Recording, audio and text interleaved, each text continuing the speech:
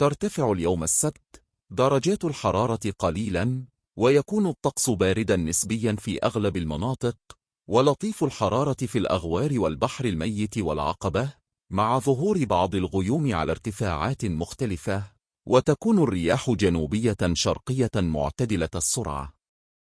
وتحذر إدارة الأرصاد الجوية في تقريرها من احتمال تدني مدى الرؤية الأفقية بسبب الضباب في ساعات الصباح الباكر فوق المرتفعات الجبلية، ومن خطر تشكل الصقيع في ساعات الليل المتأخرة فوق المرتفعات الجبلية العالية وأجزاء من البادية. وبحسب التقرير، يبقى الطقس يوم غد الأحد باردا نسبيا في أغلب المناطق، ولطيف الحرارة في الأغوار والبحر الميت والعقبة. أما الاثنين، يطرأ ارتفاع طفيف على درجات الحرارة، مع بقاء الطقس باردا نسبيا في أغلب المناطق، ولطيف الحرارة في الأغوار والبحر الميت والعقبة.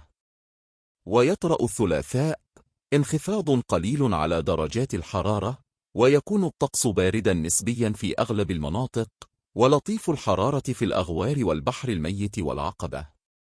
وتتراوح درجات الحرارة العظمى والصغرى في شرق عمان اليوم بين من 16 إلى 10 درجات مئوية، وفي غرب عمان من 14 إلى 8، وفي مناطق البادية من 18 إلى 4، وفي البحر الميت من 22 إلى 11، وفي خليج العقبة من 22 إلى 12 درجة مئوية.